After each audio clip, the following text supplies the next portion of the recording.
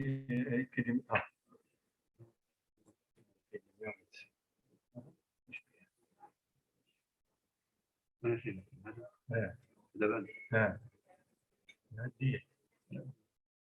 بيتبدل كمان خاطر epidemiologique chronique.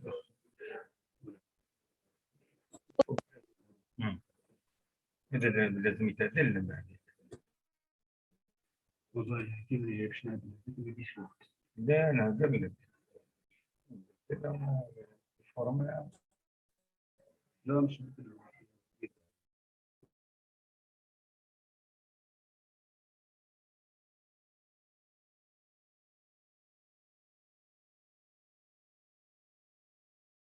هذاك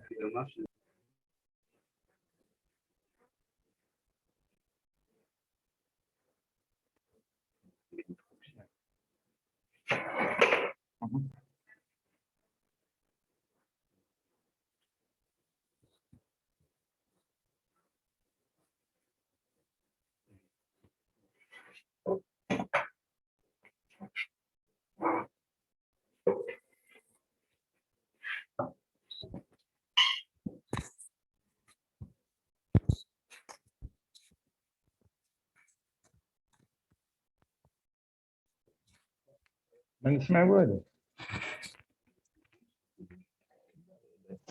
Bonjour, docteur. Bonjour. Vous m'entendez? Oui.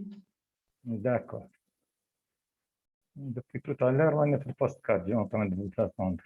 En fin de compte, ou déplacement directement vers Hegda. D'accord. Donc, bonjour tout le monde d'abord. Nous allons aborder aujourd'hui le cours d'épidémiologie des maladies non transmissibles, donc les pathologies chroniques. Pardon.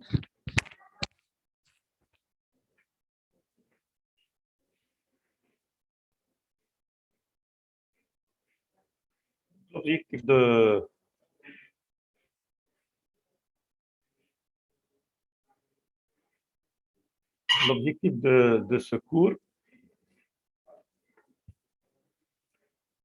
en fin de compte, c'est être capable d'identifier les personnes à risque lors de vos consultations médicales, c'est-à-dire lorsque vous avez un malade qui se présente à la consultation, il y a des gens qui sont à risque, par exemple, des gens dont les antécédents familiaux ont un diabète, des gens dont les antécédents familiaux ont un problème cardiovasculaire, etc.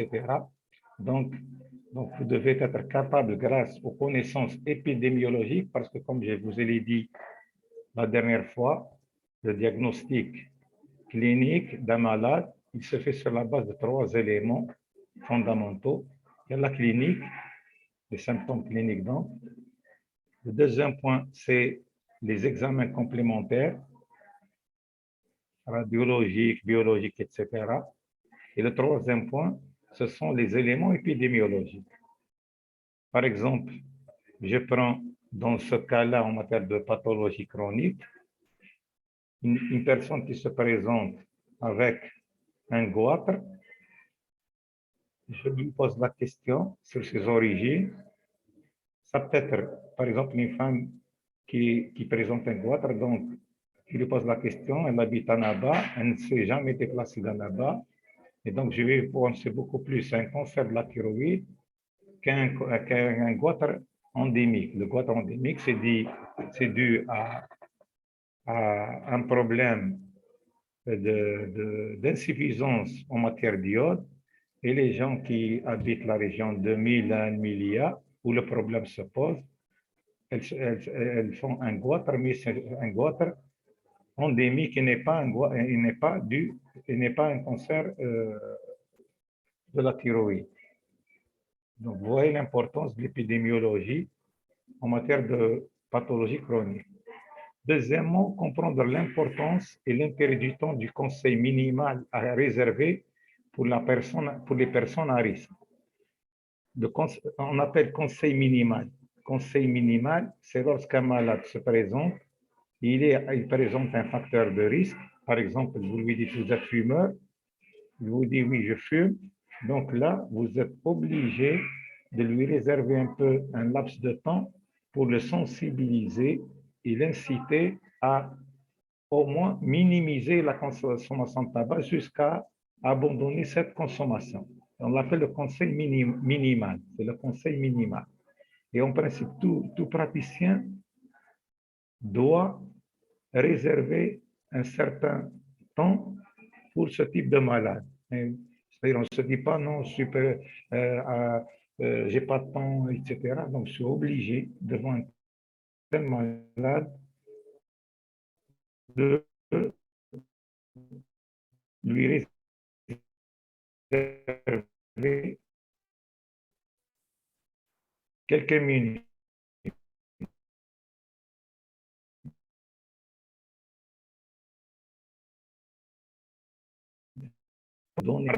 La communication, c'est la manière de transmettre un message. La communication, par exemple, vous dites à quelqu'un, une femme, par exemple, qui ne prend pas de contraception et qui a beaucoup d'enfants et qui est toujours en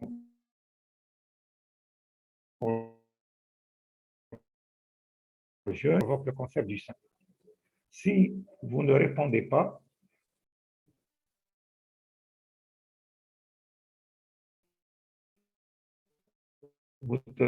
c'est le cancer, que la pilule provoque le cancer du sein. Et effectivement, vous l'avez dit, c'est le silence. C'est au lieu de lui dire non, madame, c'est pas ça, c'est pas vrai, qui vous a dit ça, etc. Donc, vous taisez, et donc le fait que vous vous taisez, ça veut dire oui, madame, vous avez raison. Donc, c'est les trois objectifs de ce cours-là.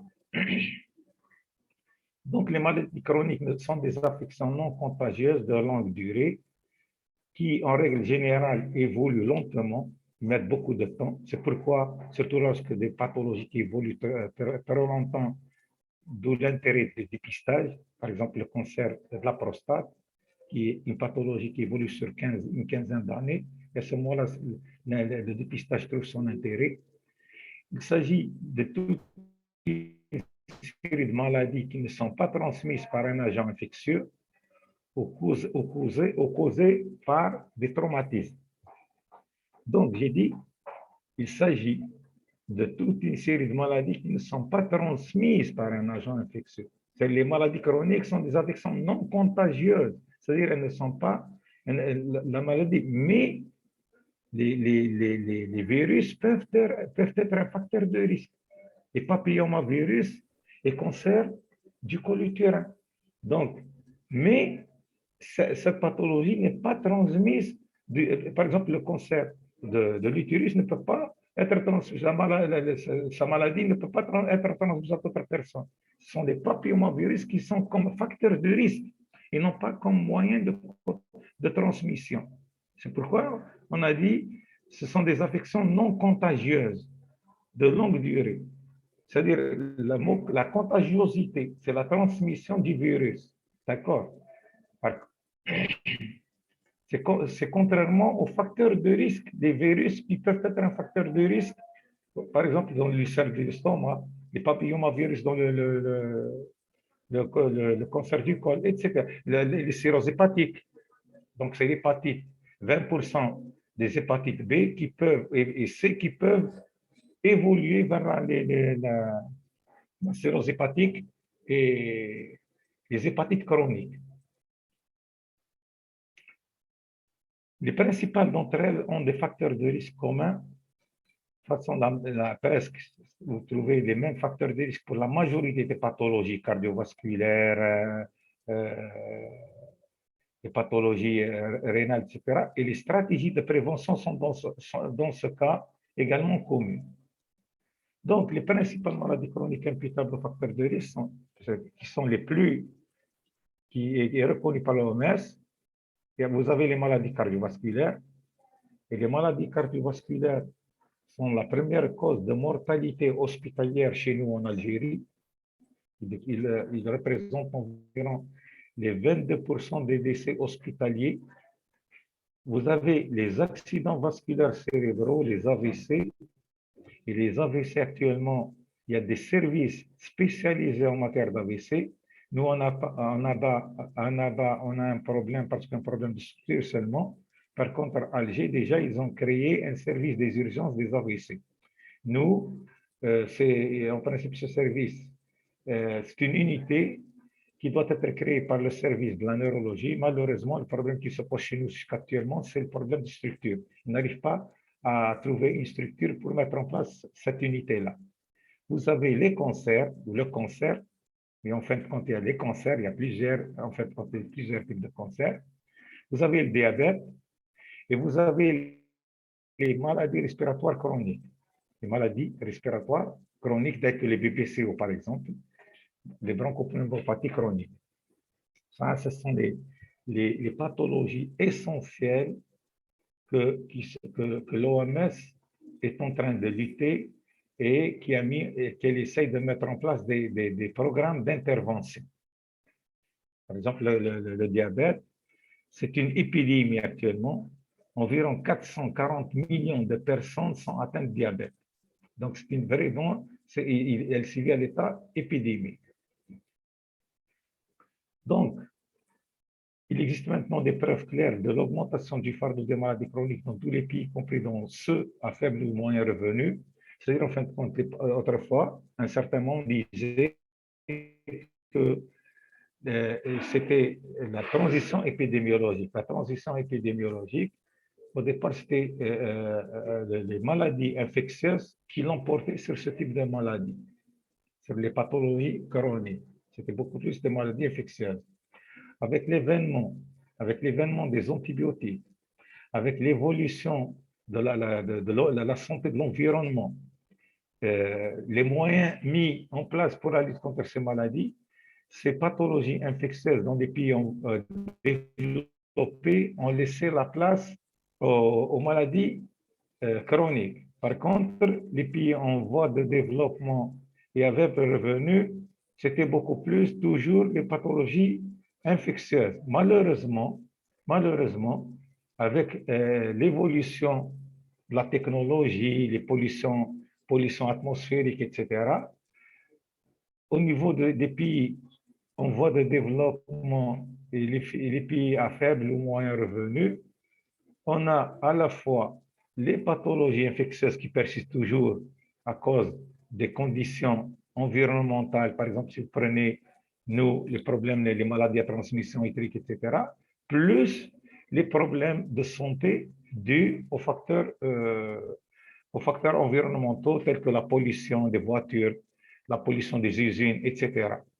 Et donc, quelques indicateurs. En 2002, les principales maladies chroniques non transmissibles étaient responsables de 60% des décès, et de 47% de la charge mondiale de morbidité. 47%. Donc, ces indicateurs-là, quels sont leurs intérêts? L'intérêt de ces indicateurs, c'est pour vous dire, attention, il faut toujours penser à un type de pathologie chronique, étant donné que c'est presque 50%, 40% de morbidité. Donc, presque 50% des pathologies sont des pathologies chroniques. Donc, il faut faire toujours attention, même s'il s'agit de pathologies infectieuses qui peuvent se transformer en pathologie chronique. Je prends l'exemple de l'hépatite B, C, etc., qui passe de l'infection à la cirrhose hépatique, l'hépatite chronique. Donc, il faut faire toujours attention. Et on pense qu'aux alentours de 2020, on a 73, respectivement, c'est des pathologies chroniques non transmissibles et responsables de 73% de décès et 60% de la morbidité chronique. Enfin, 80% des décès dus aux maladies chroniques ont déjà lieu dans des pays à revenus faibles ou moyens. Faibles, c'est les pays pauvres, moyens, c'est comme le nôtre. Quelles sont les caractéristiques des pathologies chroniques? Les maladies non contagieuses incluent un ensemble de maladies possédant des caractères épidémiologiques communs. Vous avez l'agent qui peut être chimique, c'est l'alcool par exemple, c'est l'alcoolisme. Il peut être physique, les radiations ionisantes, donc qui peuvent entraîner des leucémies, ou social, relations interpersonnelles, professionnelles et non professionnelles. Donc, c'est le cas des maladies mentales. par exemple l'harcèlement social, l'harcèlement professionnel, etc. Les origines non contagieuses, donc non transmissibles, on s'est mis d'accord là, on a parlé déjà de ça, et elles ont leur origine dans leur jeune âge. C'est-à-dire, en fin de compte, on peut avoir le facteur, elle commence à un certain âge et progresse lentement. Et donc, vous avez le cumul et l'interaction d'un ensemble de déterminants facteurs de risque tout au long de la vie. Donc, parfois, il y a le cumul de facteurs. Je prends le tabac, plus la personne en plus qui peut entraîner un problème de l'appareil respiratoire. Prenez en plus les particules des polluants des voitures, etc. Donc, il y a une accumulation qu'on peut rajouter la pollution industrielle. Et donc, c'est un cumul de facteurs. Parce qu'en fin de compte, on vous a dans le cours la causalité, on a vu la dernière fois la causalité. Donc, vous calculez le risque relatif, qui est la force du facteur incriminé, mais on calcule aussi le risque attribuable, c'est-à-dire la différence du risque. C'est-à-dire tout facteur, toute pathologie n'est pas due à un seul facteur, il y a plusieurs facteurs. Et donc, ce risque attribuable, c'est la part qui revient au facteur incriminé et non aux autres facteurs, en fin de compte, parce qu'il y a plusieurs facteurs. Aucune pathologie n'est due seulement à un seul facteur, même infectieuse, par exemple une pathologie infectieuse, je peux être contaminé sans faire la maladie. Pourquoi? Parce que j'ai une immunité forte, alors que l'autre, il peut la faire parce que son immunité est faible. Parce que le seuil de contagiosité, la quantité de germes qui m'a contaminé est faible. Ou bien elle est forte. Et si elle est forte, elle va entraîner la pathologie. Donc, il y a tout, c'est un ensemble, donc une interaction d'un ensemble d'éléments, de facteurs de risque tout au long de la vie. Vous avez la longue période de latence, et c'est pourquoi beaucoup de pathologies chroniques, on met en place dans la lutte le dépistage, c'est-à-dire d'essayer d'identifier la pathologie à ses débuts. Donc, c'est le dépistage, c'est une prévention secondaire. Le dépistage est une prévention secondaire. La maladie, elle est là, mais on essaie de minimiser la casse, donc de bloquer l'évolution. Bien sûr, si on a un traitement et si on a des moyens de bloquer le processus. Par contre, si on n'a pas les moyens de traitement et on n'a pas les moyens de lutte, etc., on va mettre en place le dépistage. Vous suivez? Vous m'entendez? Vous Oui, docteur. m'entendez? Oui. Vous m'entendez? D'accord. Et si vous avez Oui, des questions, vous pouvez. Oui. Donc, j'ai dit la longue période de latence, c'est pourquoi le dépistage, par exemple, le cancer du sein, la palpation, il y a la méthode la plus simple, mais aussi il y a la radiologie, donc pour faire le dépistage du cancer du sein. PSA pour le dépistage du cancer de la prostate. Donc, il y a des moyens. C'est la mammographie pour le cancer du sein. Et si on voit une image, on fait aussi une échographie mammaire. Vous avez le cours prolongé de la maladie. Il y a des dérangements fonctionnels et des incapacités. Dérangements fonctionnels, par exemple, en matière de glycémie. Le pancréas, lorsqu'il commence à présenter des dysfonctionnements fonctionnels, vous avez une perturbation en matière d'insuline et donc un problème de sécrétion, etc. Et vous pouvez avoir le diabète, généralement ce qu'on appelle le diabète type 2. Contrairement au type 1 qui pose problème, généralement il y a dedans la génétique, etc. Il y a souvent incurable, il existe de nombreuses possibilités de traitement. Il y a certaines pathologies sont incurables. Il y a plusieurs traitements, possibles de traitement, et c'est pourquoi on a créé les centres anti-cancer, parce qu'il y a pas mal de cancers qu'on peut traiter. Il y a des cancers qu'on peut bloquer, malgré qu'on ne peut pas les traiter, mais on peut les bloquer l'évolution, donc prolonger la survie. Mais il y a beaucoup de cancers qui peuvent être curables. C'est le cancer de la prostate qui est curable. Il y a certains cancers que lorsque vous entendez un acteur ou une personnalité qui guérit, parce que la pathologie elle est dépistée rapidement. Quels sont les facteurs étiologiques? Vous avez des caractéristiques individuelles, il y a des prédispositions génétiques, le patrimoine génétique d'un individu influe les cancers, la schizophrénie, l'Alzheimer, etc. Et c'est pourquoi je vous ai dit, dans l'objectif, le premier objectif, c'est être capable d'identifier les personnes à risque. Et là, vous allez les identifier comment? C'est grâce à l'interrogatoire. Et c'est pourquoi l'interrogatoire reste fondamental.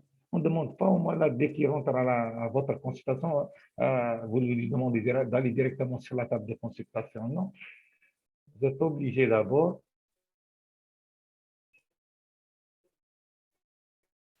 d'interviewer, donc de interrogatoire, d'interroger le malade qui est assis en face de vous et vous lui posez des questions. Et à ce moment-là, vous allez identifier certains de ces éléments. Et donc, déjà, vous avez une idée sur l'aspect risque de ce malade. Par exemple, diabète, vous savez, la recherche montre que si on, on, on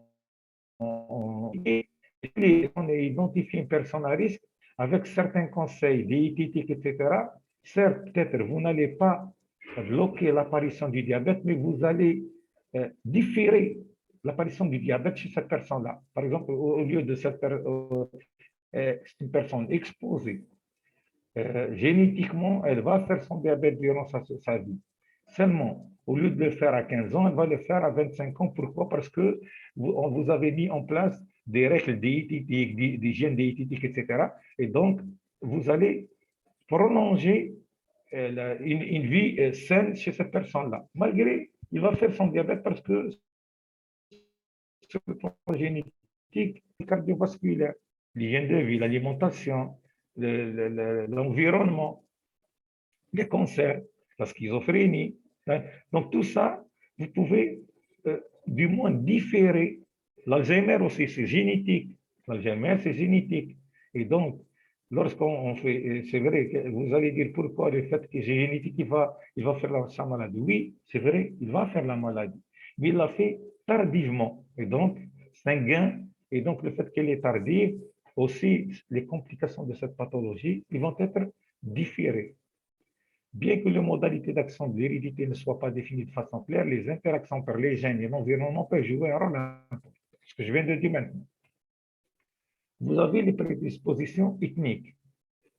Prédispositions ethniques, par exemple, vous avez le diabète sucré type 2 jusqu'à 6 fois plus fréquent chez les personnes d'Asie, du Sud, et 3 fois plus fréquent parmi celles qui sont d'origine africaine. L'œsophage, qui est plus important chez les Asiatiques que les autres populations. Et là, c'est un moyen de conduite à tenir. Par exemple, je prends l'exemple en matière de cancer d'œsophage. Il y a, par exemple, les accidents par caustique, ou bien, par exemple, les tentatives de suicide par caustique, qui peuvent, l'acide, par exemple, quelqu'un qui prend de l'acide, et donc il peut avoir des rétrécissements de l'œsophage, etc. En Asie, c'est systématique. On est obligé d'opérer et de faire remplacer cette partie rétrécie par une partie du côlon, du gros intestin. Dans les pays qui ne sont pas reconnus, parce que on sait très bien que ces lésions-là vont évoluer à coup sûr vers le cancer de l'œsophage. Dans des pays comme le nôtre, par exemple, où le cancer de l'œsophage n'est pas fréquent, parfois, si le rétrécissement n'est pas vraiment important, on va essayer de faire des dilatations et de ne pas opérer. Vous voyez la différence? Donc, quel est l'intérêt de connaître ces facteurs épidémiologiques? Donc, c'est en matière de thérapeutique, en matière d'évolution de la pathologie.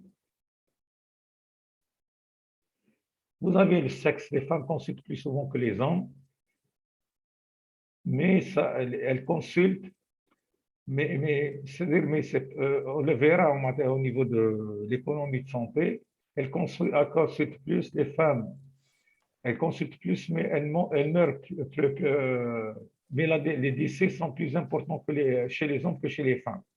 La fréquence de la mortalité est plus importante chez les hommes que chez les femmes. Et c'est pourquoi même au niveau de la naissance, la natalité, on a beaucoup de naissances masculines et il y a beaucoup de naissances masculines, mais beaucoup de décès masculins par rapport aux filles. Et c'est pourquoi, généralement, on a en moyenne dans le monde, on a un an pour 5 femmes.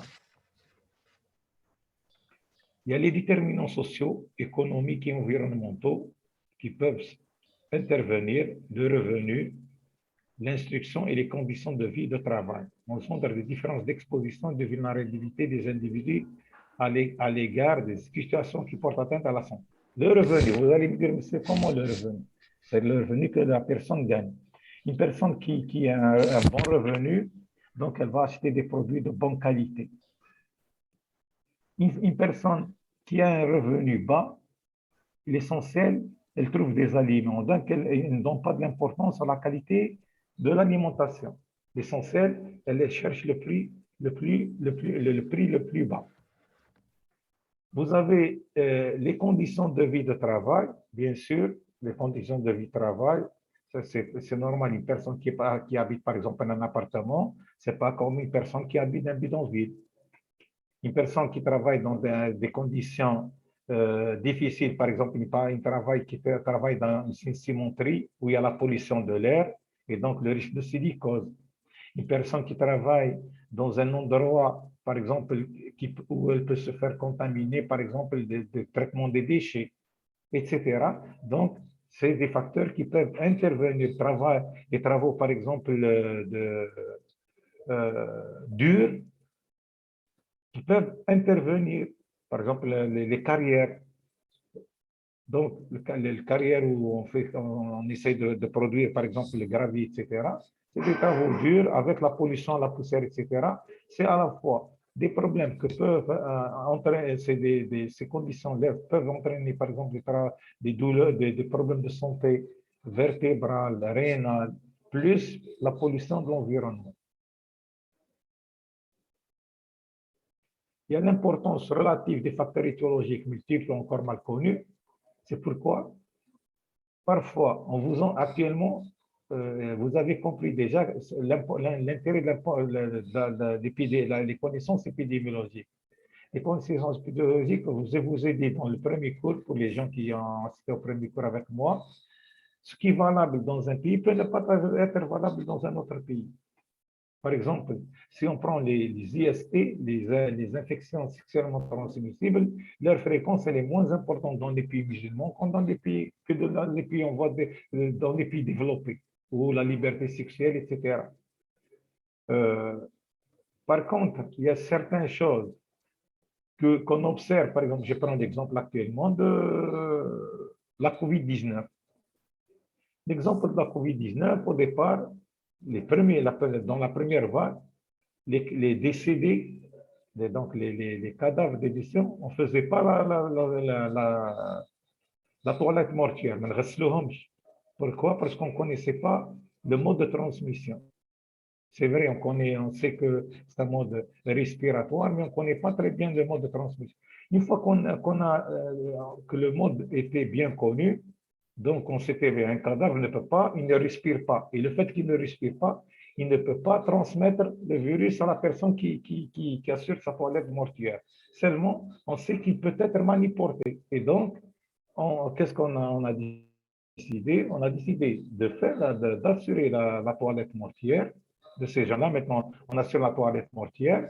Seulement, la personne doit mettre des gants, mettre une blouse, une surblouse, une paire de lunettes, un calot, et on assure la toilette mortuaire du cadavre.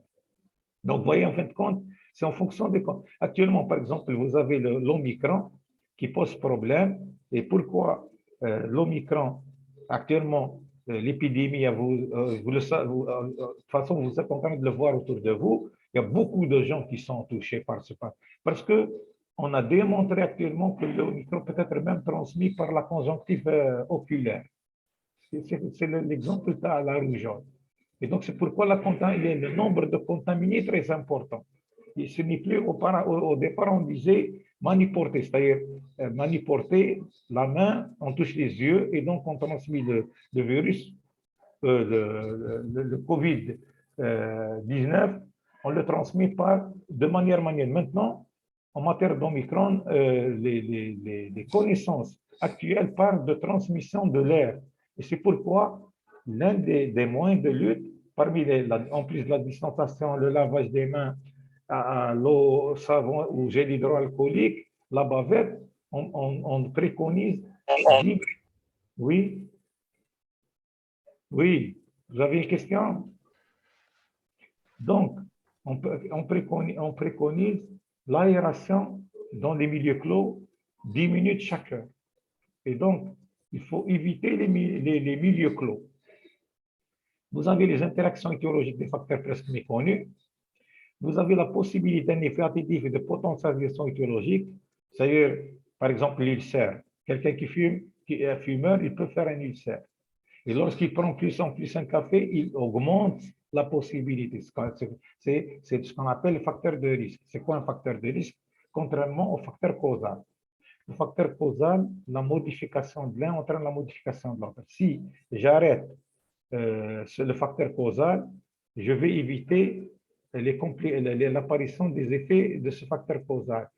Par contre, le facteur de risque, ça veut dire quoi? C'est un facteur qui potentiel, c'était la probabilité d'augmenter.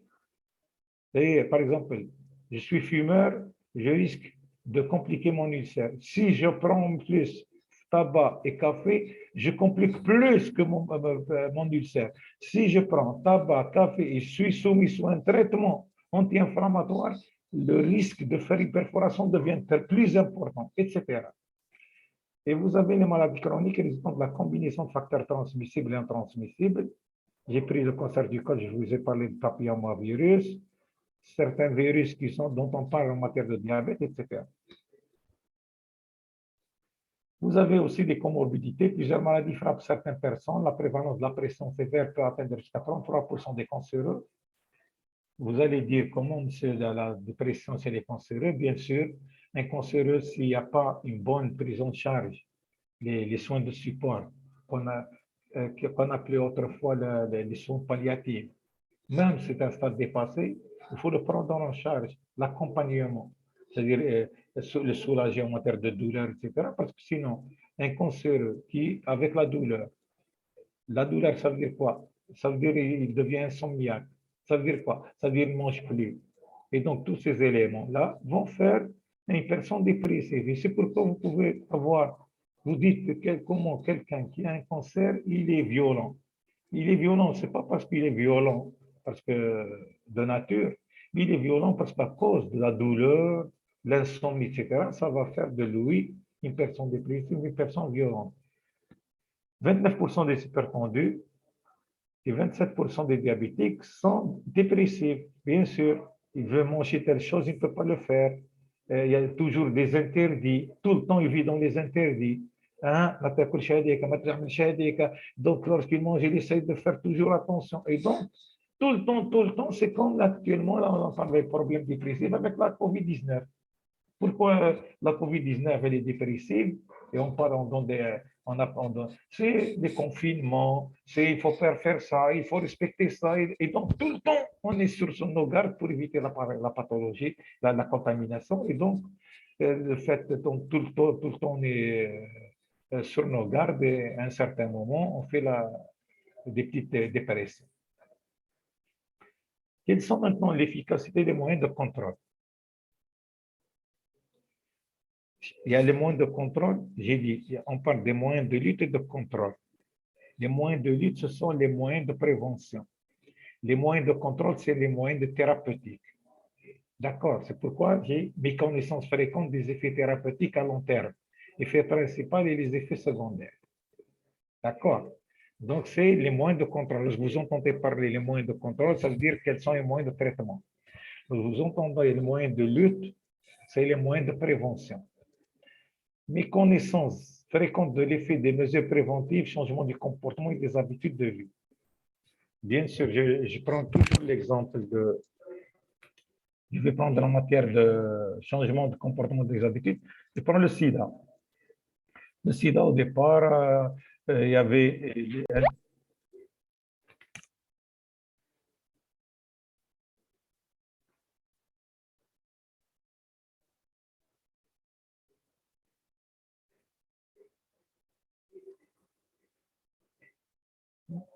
je vais quitter de redémarrer. Recording stopped.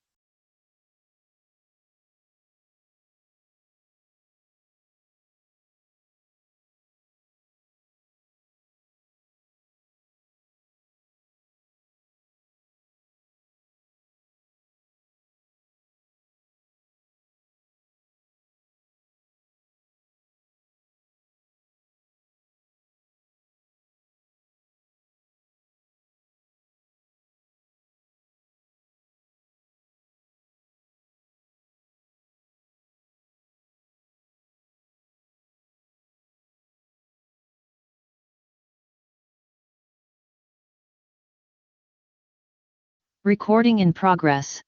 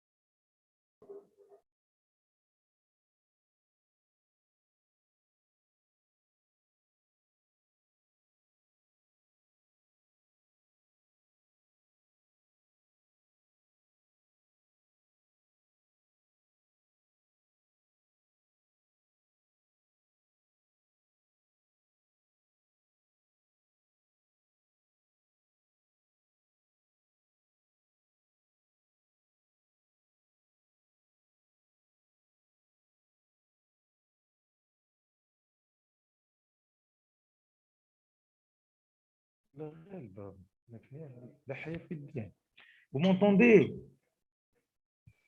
Oui, Ah, vous m'entendez, hi. Parce que je suis obligé de passer une deuxième.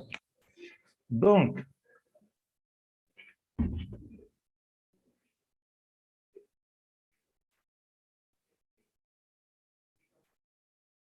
je vais passer, j'essaie d'aider le service de santé planifié.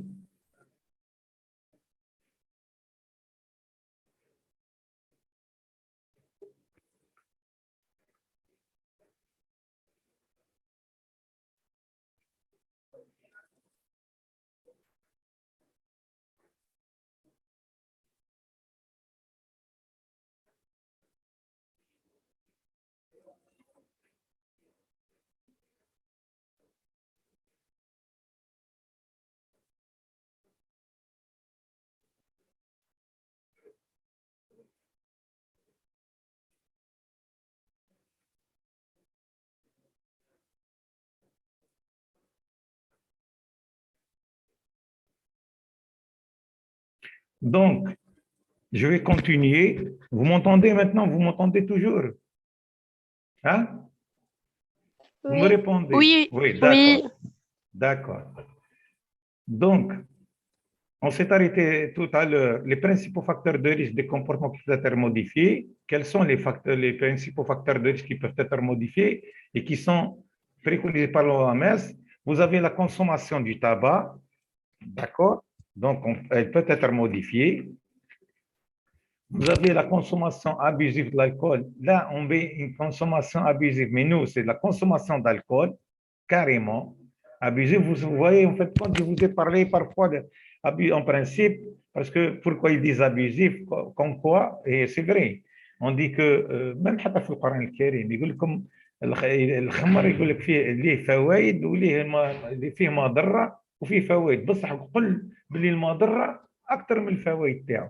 Et donc, c'est pourquoi ils disent abusif, parce que eux ils disent deux verres d'alcool par jour et pas toujours. Mais vous pouvez prendre. Mais nous, on dit carrément une consommation. Pourquoi ils ne peuvent pas dire carrément une consommation d'alcool carrément, une interdiction de consommation d'alcool parce qu'il y a des multinationales, etc. Il y a le régime alimentaire déséquilibré, consommation suffisante de fruits. Donc, l'essentiel, un régime alimentaire déséquilibré. Mais ce n'est pas obligatoire 5 fruits, 5 légumes par jour, ce n'est pas vrai. C'est l'essentiel. Il faut manger des légumes, il faut manger des fruits, plus l'inactivité physique. Comment vous, si vous posez la question à quelqu'un, vous faites l'éducation physique ou non? L'éducation physique, pour vous dire, c'est 30 minutes par jour, 3 fois par semaine. 30 minutes par jour, 3 fois. Ça, il faut que la personne, elle sue. Il y a beaucoup de, elle perd elle fait beaucoup de sueur. Donc, elle accélère son rythme. Par exemple, il marche rapide, puis il prend une douche. Mais 3 fois par semaine. Donc, 30 minutes, 3 fois par semaine, ça veut dire qu'il fait de l'éducation physique. En matière de,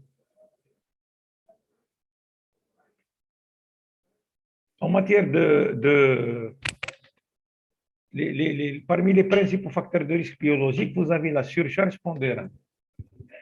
La surcharge pondérale, c'est l'IMC, et on mesure par l'indice de la masse corporelle. En fin de compte, en matière d'IMC, lorsque vous avez entre 18 et moins de 18 kg et demi, 18,5 kg par mètre carré, donc ça veut dire quoi? Ça veut dire qu'il y a la personne, elle est chétive, elle est maigre. Le poids normal, il est entre 18,5, l'IMC normal, elle est comprise entre 18,25 kg mètre carré et 24,9 mètre carré.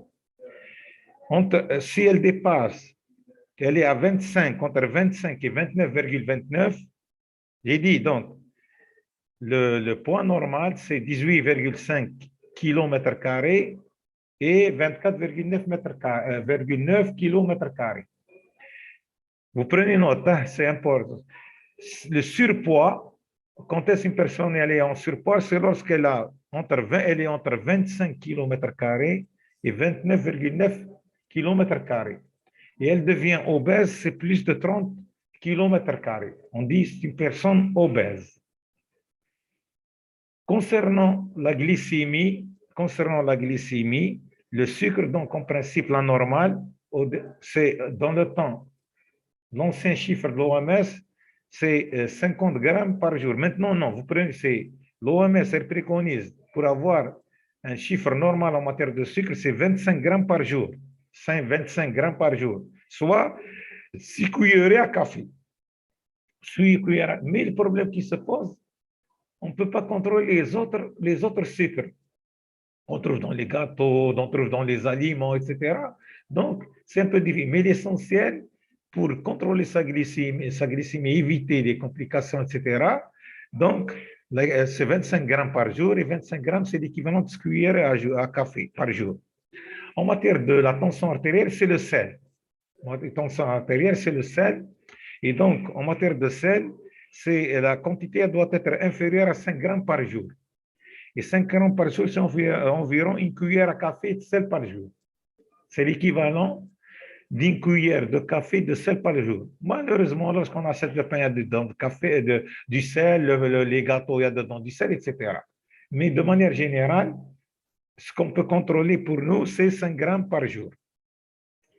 Les lipides sanguins, c'est les graisses animales beaucoup plus. Les lipides sanguins normaux et leurs conséquences, cholestérol total élevé, c'est le problème des graisses animales. Les graisses animales, donc il faut éviter au maximum et beaucoup plus préférer les graisses végétales. Et les graisses animales, là, quand même, un problème. Hein? Surtout vous, les jeunes, c'est le problème de fast-food, où il y a beaucoup de graisse, parce que ça donne un bon goût, etc. Shawarma, etc., qui contient beaucoup de graisse. Et donc, c'est pourquoi le fast-food est un facteur de risque de l'obésité. Et en plus de problèmes de cholestérol, etc., et problèmes de surcharge pondérale. Parce que le dépôt de graisse, au niveau surtout la graisse abdominale.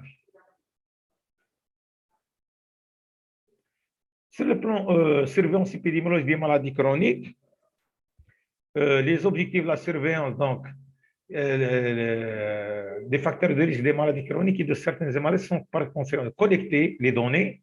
Pourquoi je vous ai dit la collecte de l'information, si vous n'avez pas d'information, comme j'ai dit au début du cours, vous ne pouvez pas rendre des décisions. C'est grâce à ces informations-là, lorsque j'ai ces informations, les indicateurs peuvent vous aider à orienter votre diagnostic, à orienter votre schéma thérapeutique. Schéma thérapeutique, tout à l'heure, j'ai pris l'exemple de les acides caustiques, les lésions par acides caustiques et intervention chirurgicale au niveau de l'œsophage. Donc, c'est une conduite à tenir. Acide caustique, parce que le cancer est fréquent en Asie, systématiquement intervention chirurgicale. Chez nous, ce n'est pas fréquent, on essaie de traiter, de faire uniquement des dilatations.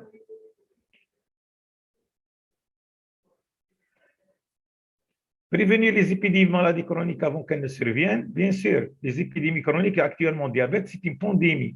Le diabète est une pandémie. Chaque année, il y a un grand nombre de malades qui augmentent. Ce n'est plus à l'état. C'est une pandémie mondiale.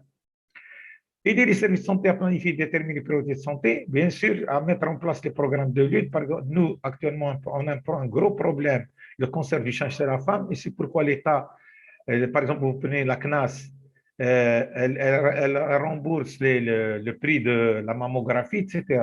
Donc, c'est pour nous aider, c'est les informations, de prévoir les futurs cas de maladies chroniques. Bien sûr, en fin de compte, de manière générale, les indicateurs de santé, dans le premier coup, je vous ai dit, elles vous permettent d'orienter votre diagnostic, d'identifier les facteurs retardataires et de gérer mieux ces services de santé. Morale d'histoire de tous ces éléments-là. C'est les trois verbes.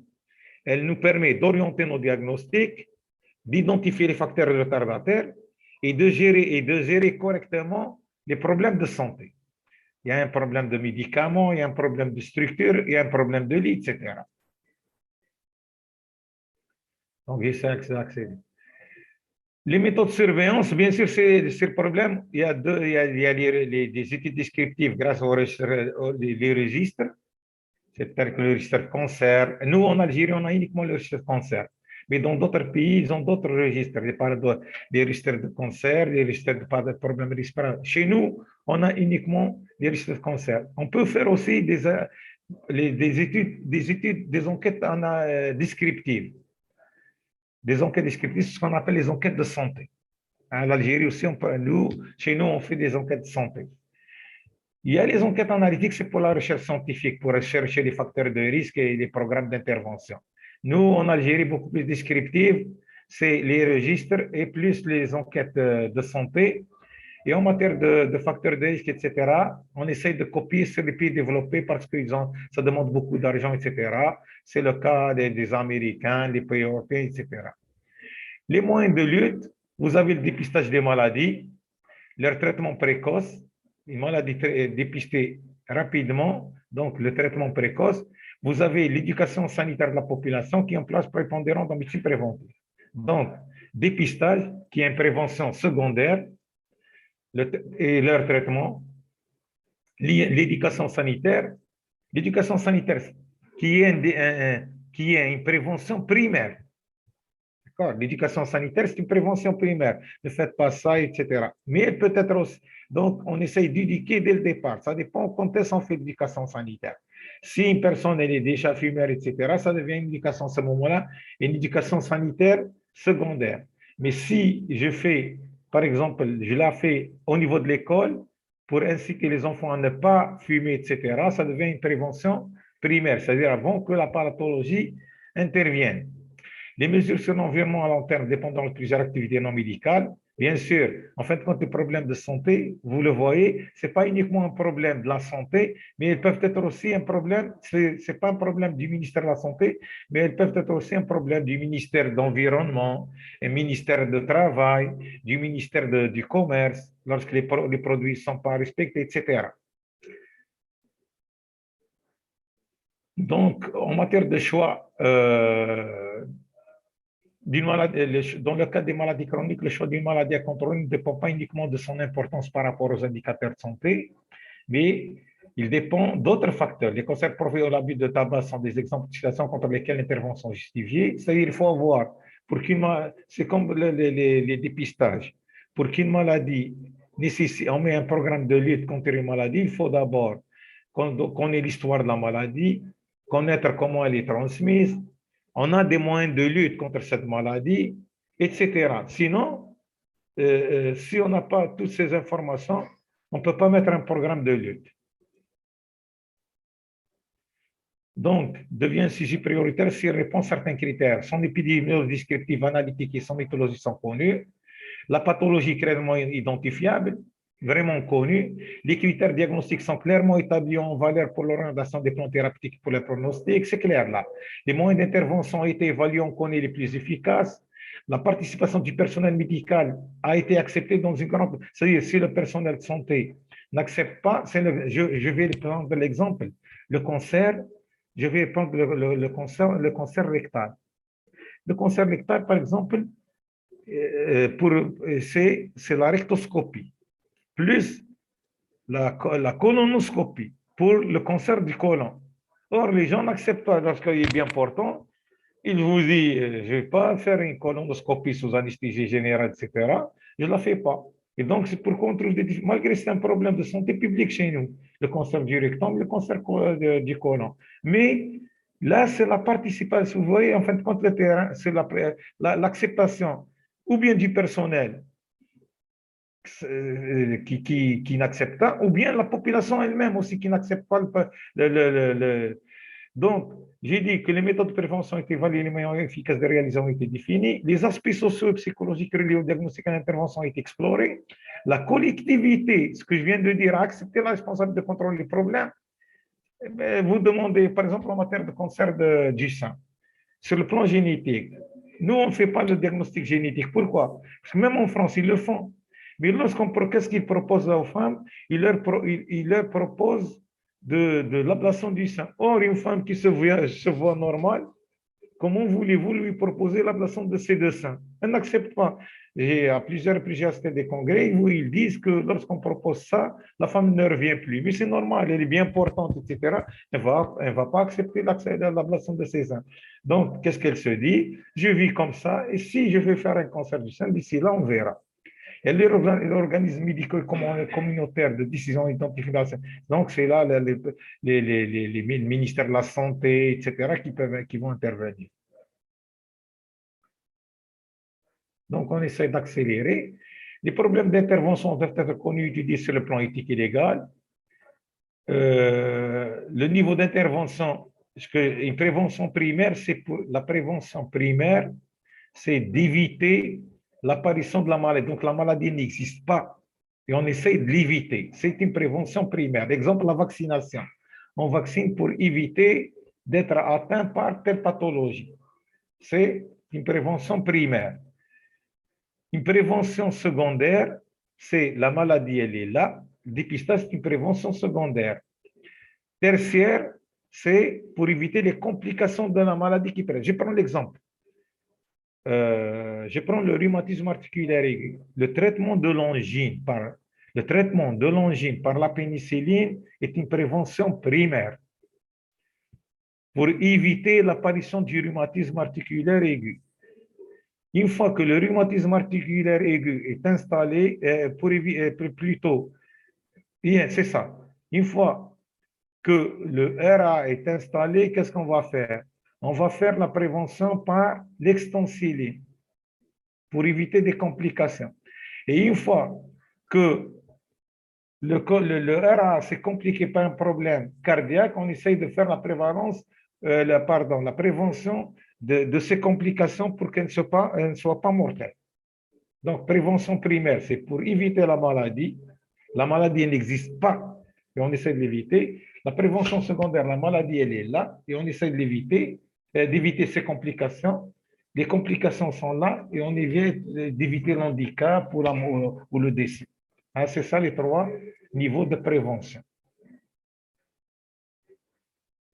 Bon, là, c'est très simple. Les différentes étapes d'investigation sont pour les maladies, exemple, l'intoxication pour les matières toxiques. C'est la même conduite, vous le verrez dans la conduite à venir devant une épidémie. On peut avoir, je vous ai dit tout à l'heure, on peut avoir une épidémie des maladies transmissibles, mais pas uniquement dans les maladies transmissibles. Il y a aussi les épidémies des pathologies chroniques. L'exemple du diabète épidémiologique qui est à l'état épidémique. L'exemple, par exemple, une intoxication des produits toxiques qui touchent un grand nombre de personnes. Des insecticides, actuellement, on parle lorsqu'on les utilise, on les utilise dans le traitement des agricoles et l'accumulation de ces produits-là dans l'organisme, par la suite, il se termine par des problèmes pathologiques. Et c'est pourquoi actuellement on est en train d'étudier et pour éviter les produits, les insecticides cancérigènes, pour lesquels on n'arrive pas à trouver de solution. Parce que même si on ne les utilise pas, on ne peut pas avoir une agriculture normale. Tous les produits qu'on sème, ils seront détruits par les insectes, etc. Mais on n'arrive pas à trouver un produit biologique de bonne qualité pour le traitement pour remplacer ces insecticides. Donc, les urgences de pathologie, là, c'est très simple. L'intervention contre la population.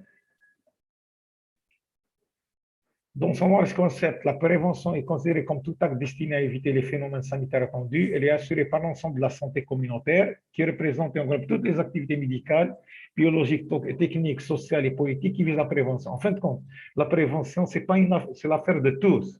C'est l'affaire de tout le monde. C'est aussi bien les personnels de santé que la population, que les décideurs. Je prends l'exemple actuellement, la prévention pour minimiser le danger de la COVID-19, pour éviter les hospitalisations, etc., c'est la vaccination. Malheureusement, les gens ne veulent pas se vacciner. Donc, en fin de compte, là, la population ne joue pas son rôle. J'ai pris comme exemple.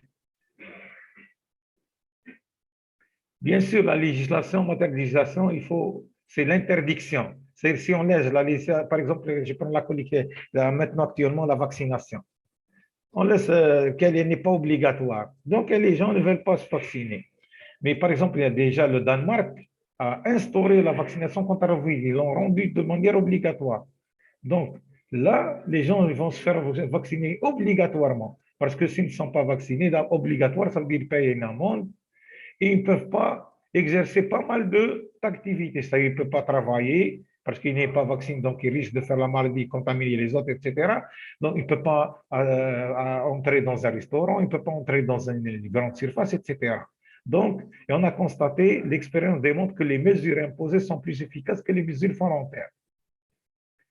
Bien sûr, par exemple, lorsque vous dites quelqu'un حبس الدخان يا حكيم وكان بالك les problèmes, etc. Mais lorsqu'on l'interdit, il est obligé, par exemple, ne pas fumer, vous êtes interdit de fumer dans un espace collectif, etc.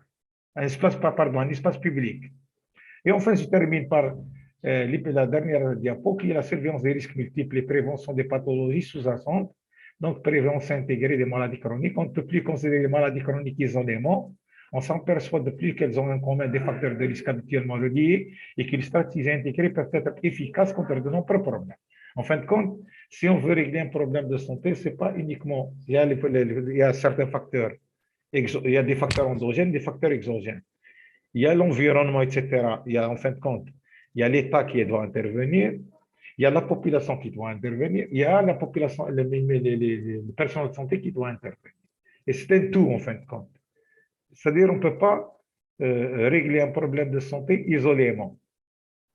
OK. Je pense que j'ai tout dit de manière générale. Vous avez des questions? Vous m'entendez? Vous m'entendez? Oui, docteur. Vous avez des questions, là? Si vous n'avez pas de questions, demain à 10 heures, Inch'Allah. OK.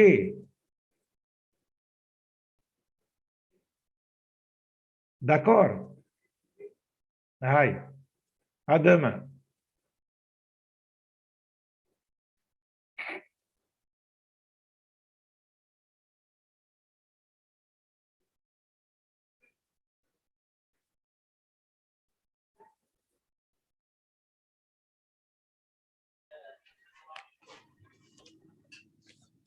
Pas de questions?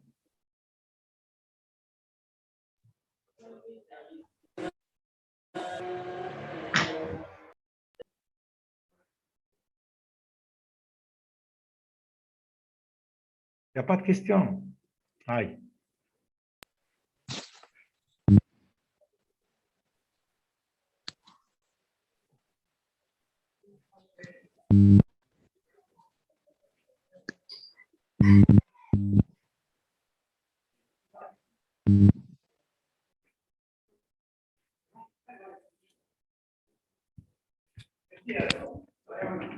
Ça, là.